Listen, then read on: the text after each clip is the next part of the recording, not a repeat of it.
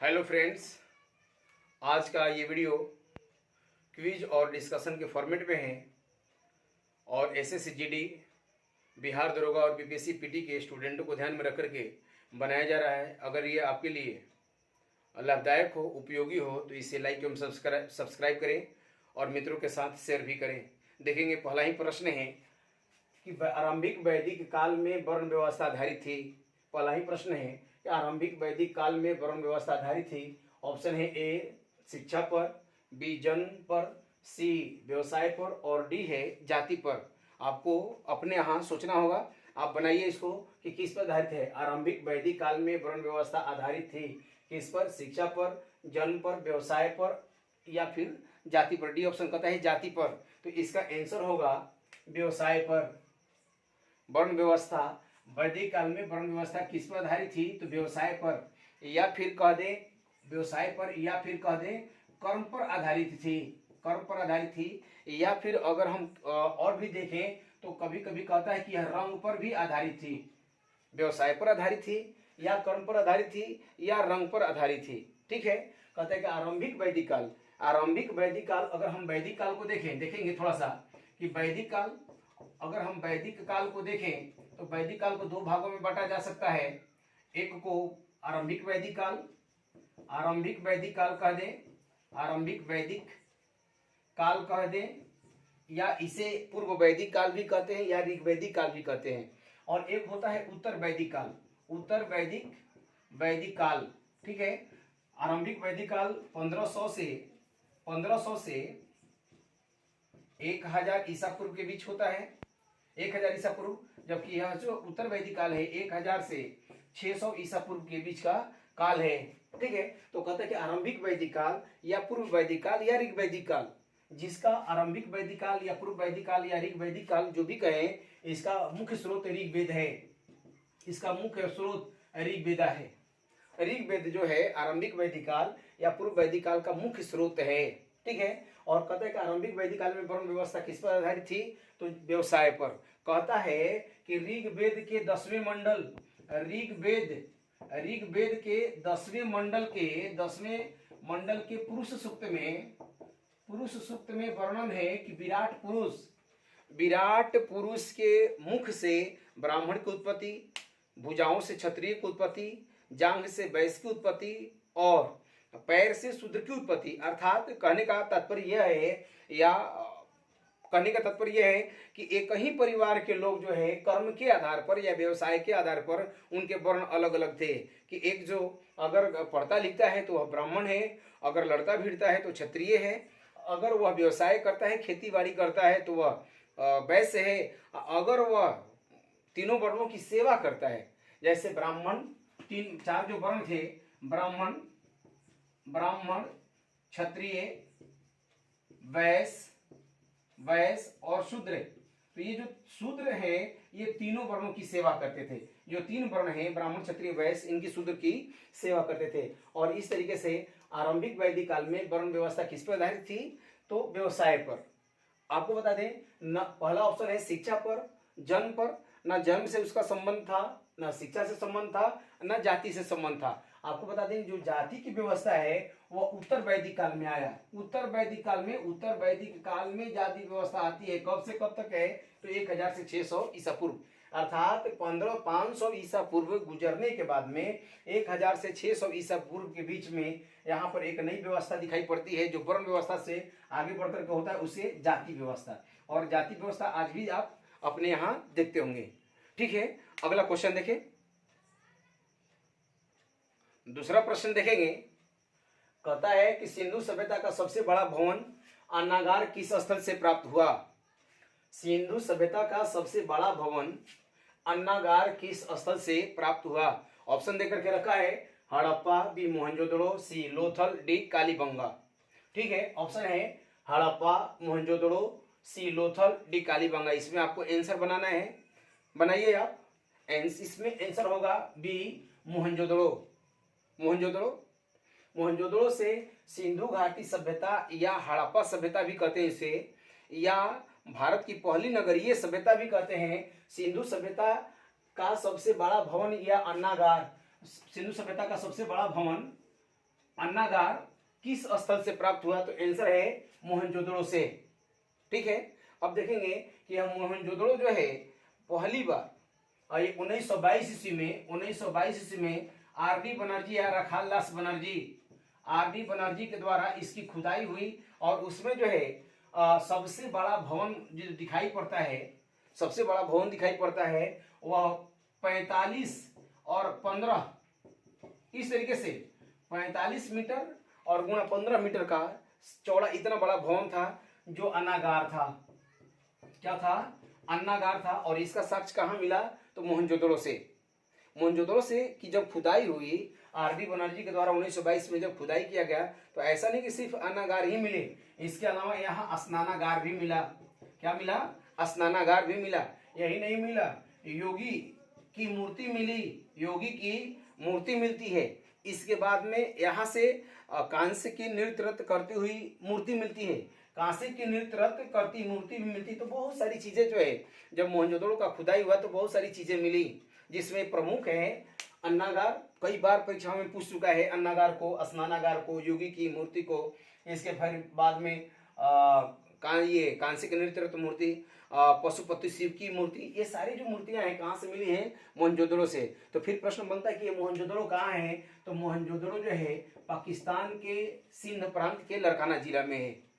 पर कई पाकिस्तान के सिंध प्रांत के लरकाना जिला में है और सिंधु नदी के किनारे है। और सिंधु नदी के किनारे होने के कारण इससे मोहनजोदड़ो जो है, मोहनजोदड़ो से ये सारी चीजें मिली हुई है। अब देखेंगे ऑप्शन पर है हड़प्पा। तो हड़प्पा जो है 1921 ईस्वी में सिंधु घाटी सभ्यता में सबसे पहले खुदाई हड़प्पा का हुआ 1921 में दयाराम साहनी के द्वारा। किसके द्वारा? तो दयाराम साहनी के द्वारा। किसके द्वारा होता है? तो दयाराम साहनी के द्वारा खुदाई की जाती है। और इस हड़प्पा के से जो खुदाई में यहाँ से जो साक्ष्य मिले हैं तो कहता है कि एक स्त्री के गर्भ से पीपल का पेड़ निकलते हुए, एक पेड़ निकलते हुए दिखाई दिया है जिसे मातृ देवी कहा गया। पीपल के पेड़ या एक पेड़ निकलते हुए एक वृक्ष की दिखाता है कि एक स्त्री की गर्भ से एक पेड़ निकलते हुए दिखाई पड़ता है, जिसे लोग समीकरण मिलाते हैं कि यह कहीं ना कहीं पृथ्वी माता की बात हो रही है। ठीक है, इसके अलावा यहाँ से हड़प्पा से R37 कब्रिस्तान का साक्ष्य मिलता है। R37 कब्रिस्तान का साक्ष्य मिलता है कहाँ से? हड़प्पा से। 1921 में किसने खोज की? दयाराम साहनी ने। अब देखेंगे लोथल जो है, यह जो है भारत के गुजरात राज्य में है और वह जो है बंदरगाह नगर था। ठीक है, यहाँ का सिंधु घाटी सभ्यता का यह बंदरगाह नगर था। और आपको बता दें यहाँ से युगल सावधान की प्रक्रिया मिला। एक तो बंदरगाह नगर था, युगल सावधान की प्रक्रिया या युगल सावधान के साक्ष्य मिलते हैं यहाँ से। यही नहीं, धान या चावल के भी साक्ष्य मिलते हैं कहाँ से?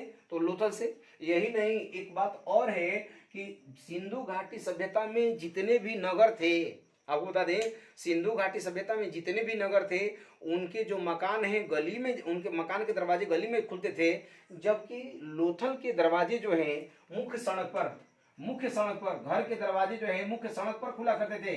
कहाँ खुला करते थे? तो मुख्य सड़क पर खुला करते थे। इस तरीके से बहुत सारे तथ्य हैं लोथल के बारे में। अब है कालीबंगा, जिसे काली चूड़ियों की नगरी के नाम से जानते हैं। काली चूड़ियों की नगरी के नाम से जानते हैं। राजस्थान में है। और यहाँ कालीबंगा की अगर हम बात करें तो जो सबसे प्रमुख है, यहाँ जूते हुए खेत के साक्ष्य मिले हुए एविडेंस जो मिला हुआ कैसा? तो खेत जूता हुआ है। इसके बाद में यहाँ से हवन कुंड आदि के भी साक्ष्य मिले हुए हैं। युगल सावधान की प्रक्रिया का भी यहाँ से साक्ष्य मिले हुए हैं। जो यहाँ की जो सबसे बड़ी बात थी सिंधु घाटी सभ्यता आपको बता दें कि एक नगरीय सभ्यता थी, शहरी सभ्यता थी, लोग शहरों में रहते थे। और ये जो है सिंधु घाटी सभ्यता के शहर के नाम है हड़प्पा, मोहनजोदड़ो, लोथल, कालीबंगा आदि। ये सारे जो है टाउन है कहाँ के? तो सिंधु घाटी सभ्यता या हड़प्पा सभ्यता।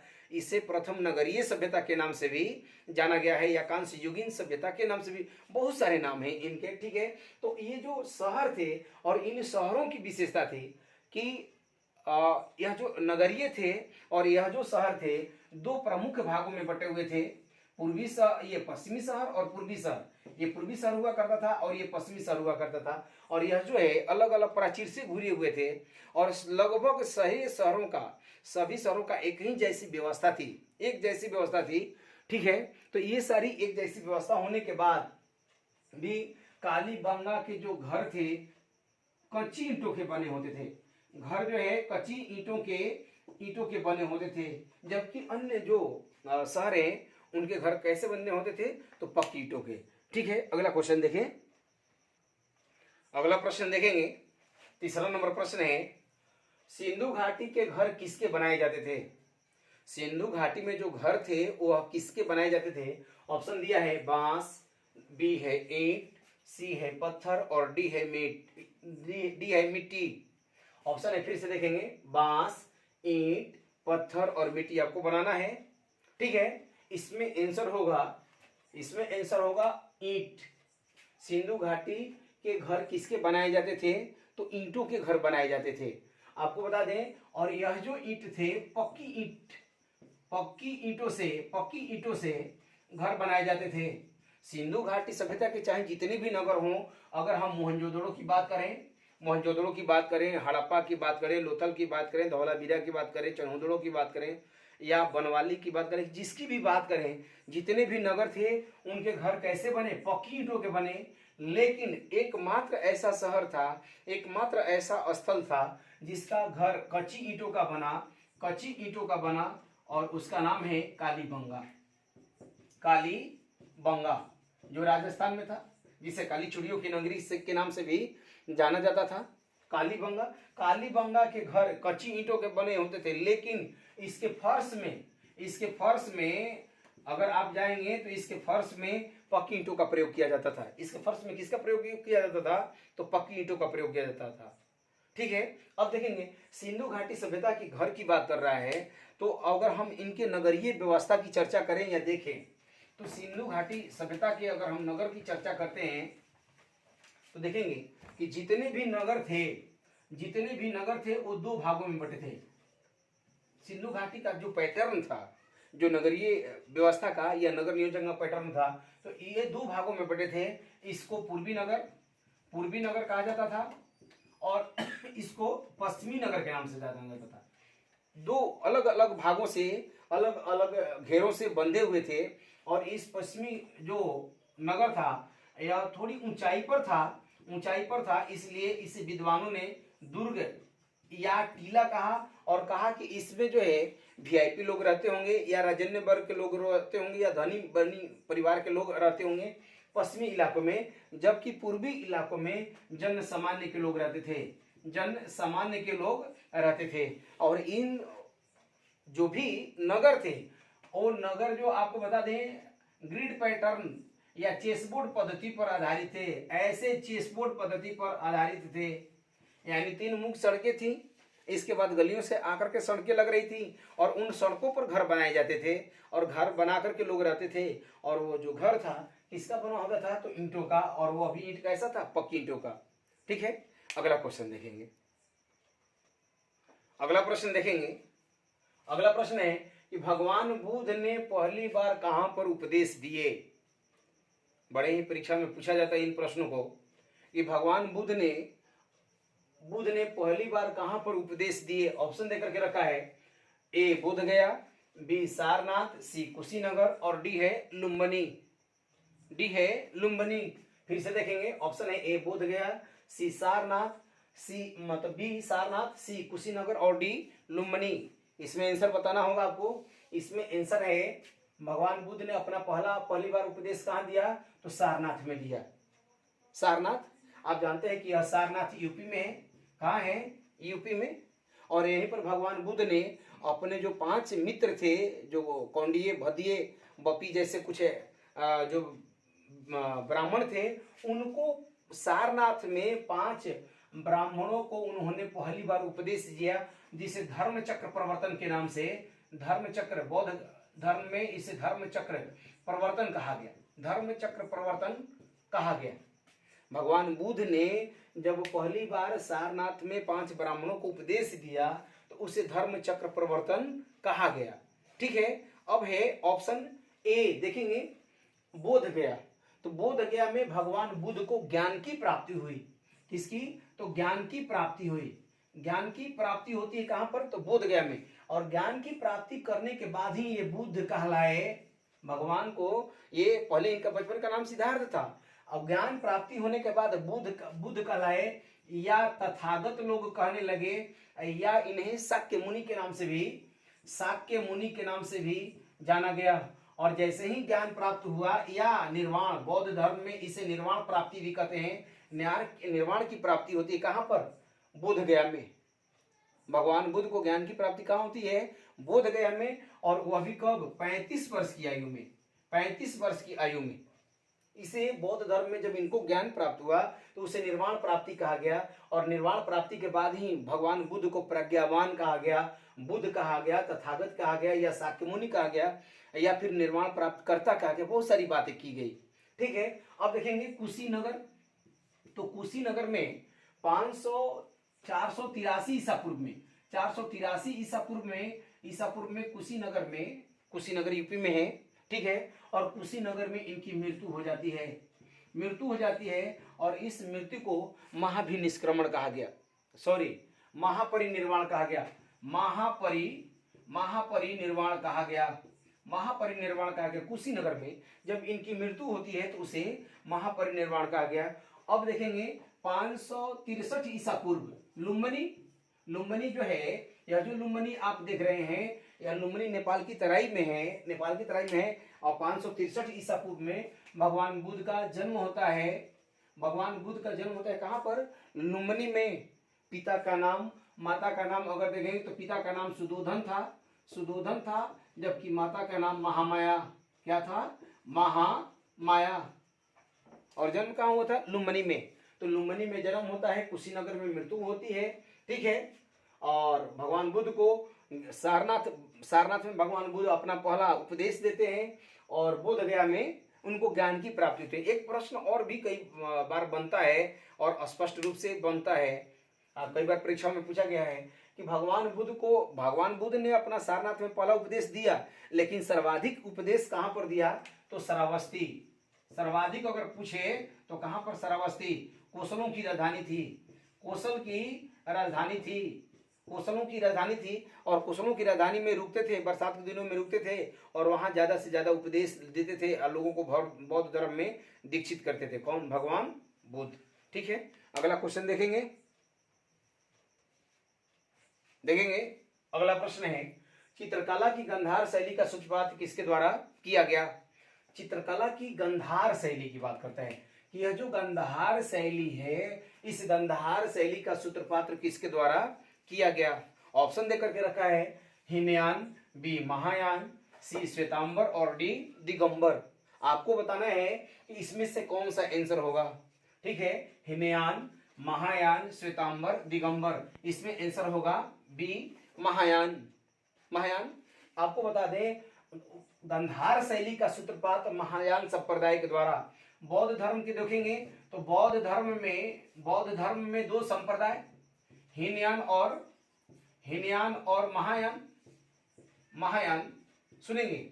और यह जो है चतुर्थ बौद्ध संगति जो कुंडलवन कश्मीर में हुआ था, वहां पर महान संप्रदाय या बौद्ध जो धर्म था दो संप्रदायों में बट गया। कहां पर? कुंडलवन कश्मीर में। यह दो संप्रदायों में कुंडलवन कश्मीर में चतुर्थ बौद्ध संगति जो कनिष्क के काल में हुआ था, जिसकी अध्यक्षता वसुमित्र कर रहे थे, और उनके शिष्य थे अश्वघोष घोष। तो उन लोगों की अध्यक्षता में जब हो रहा था तो हीनयान और महायान दो संप्रदाय में बौद्ध धर्म बट गया। और वहां पर महायान संप्रदाय के लोग, महायान जो महान विचार रखते थे, अब महायान उन्हीं को कहा गया जो महान विचार रखते थे। हीनयान जैसा कि शब्द है हीन से संबंधित रखते थे। हीनयान का मतलब है कि यह जो है हीन विचारधारा, यानी भगवान बुद्ध ने जो कहा उसी बातों को अक्षरशः मानते थे, जबकि यह समय के साथ बदलाव लेने की बात करते थे कि नहीं, भगवान बुद्ध ने जो कहा ठीक है, लेकिन समय के साथ उसमें परिवर्तन किया जाना चाहिए। और इन बातों को लेकर के ये महायानी का है। और महायानियों के द्वारा जो चित्रकला की एक शैली, चित्रकला चित्रकला यानी चित्र बनाने की कला जो है, जो शैली है, जैसे अपने यहाँ एक चित्रकला की शैली है, जैसे दुर्गा जी का प्रतिमा बनाते, गणेश जी का प्रतिमा बनाते, आप देखे होंगे लक्ष्मी जी का प्रतिमा बनाते, वैसे ही चित्रकला की एक शैली का सूत्रपात हुआ जिसे गंधार शैली के नाम से जाना गया। ठीक है, और गंधार शैली आपको बता दें मतलब हिंदुस्तानी शैली प्लस इसमें यूनानी शैली, दोनों शैलियों का मिश्रण था गंधार शैली में। जो गंधार शैली है हिंदुस्तानी शैली और यूनानी शैली दोनों का मिश्रण है, जिसे गंधार शैली के नाम से जाना जाता है। और भारत के जो पश्चिमोत्तर भाग है, पश्चिमोत्तर भागों में, पश्चिमोत्तर भाग अगर हम आपको दिखाएं,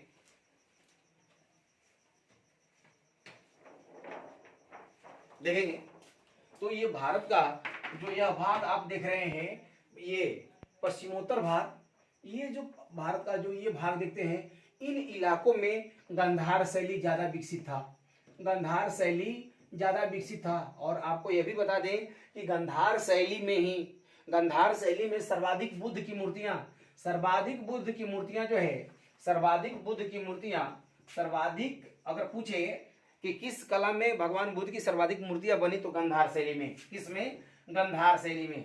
अगर यह पूछता है कि सबसे पहले किस शैली में भगवान बुद्ध की मूर्ति बनती है, तो आंसर होगा मथुरा शैली। भगवान बुद्ध की मथुरा शैली की अगर बात करें तो सबसे पहले भगवान बुद्ध की मूर्ति बनती है, लेकिन सर्वाधिक मूर्तियां जो बनी हैं गंधार शैली में बनी है। और गंधार शैली जो है भारतीय, इंडियन प्लस यूनानी दोनों शैलियों का मिश्रण है, जबकि पूर्णतः हिंदुस्तानी शैली है कौन? मथुरा शैली।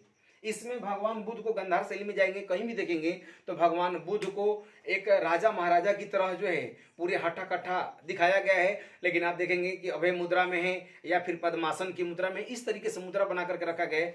ये जो शैली है हिंदुस्तानी शैली है। जबकि अगर वो शिस्त्राण पहनते हैं, कुंडल पहनते हैं, सिलवटे किए हुए वस्त्र लेते हैं, यह यूनानी शैली है। और दोनों शैलियों को मिलकर के गंधार शैली का निर्माण होता है। ठीक है, अगला प्रश्न देखेंगे आप।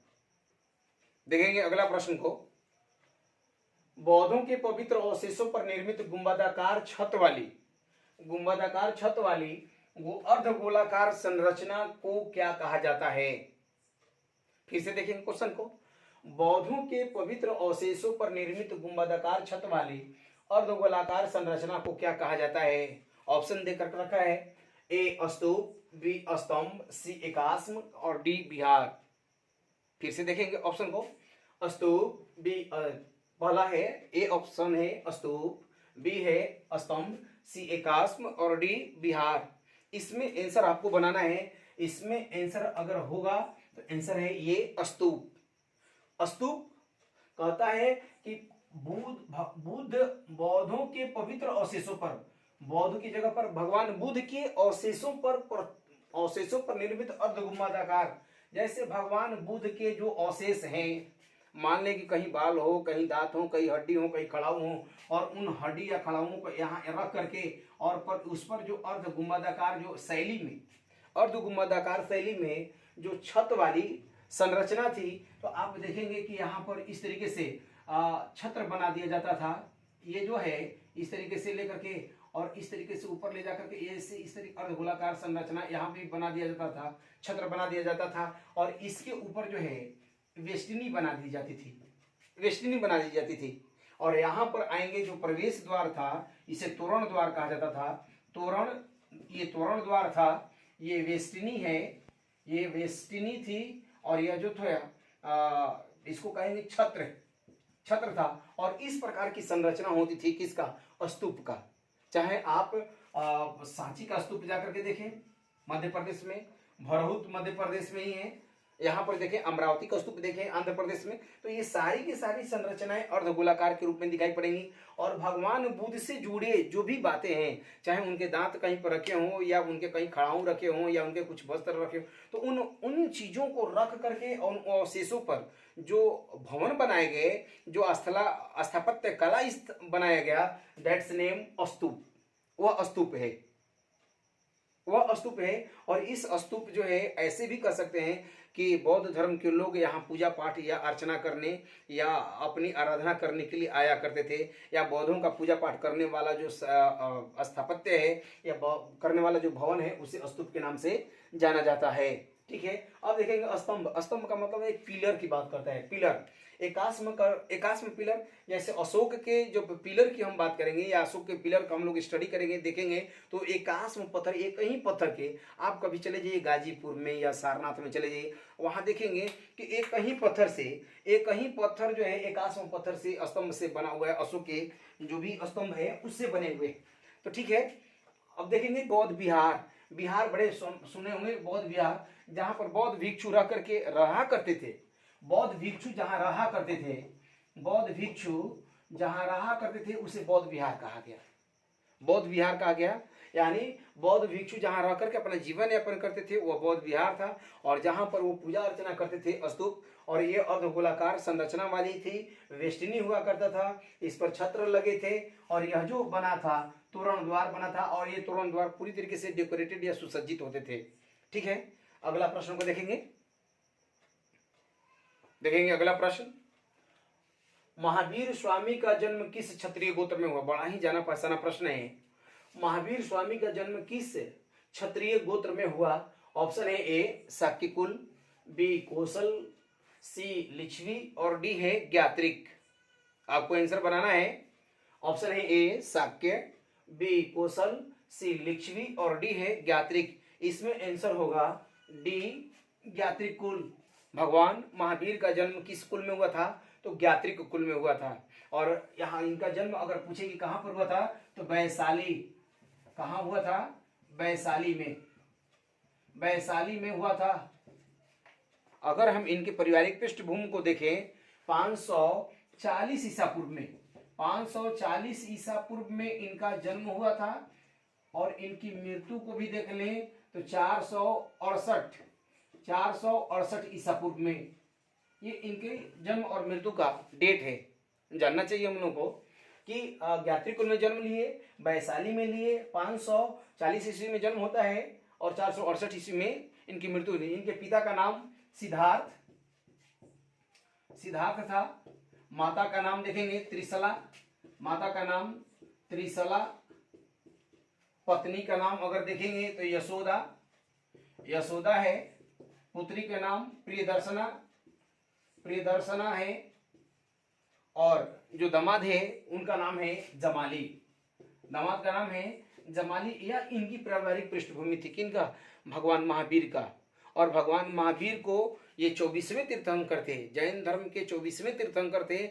और एनसीईआरटी के अनुसार इनको ही, जैन धर्म के 24वें तीर्थंकर महावीर को ही जैन धर्म का संस्थापक माना जाता है। और माना जाता है कि जैन धर्म का स्थापना कर इन्होंने व्यापक तौर पर इसका प्रचार प्रसार किया। व्यापक तौर पर इनका प्रचार प्रसार किया।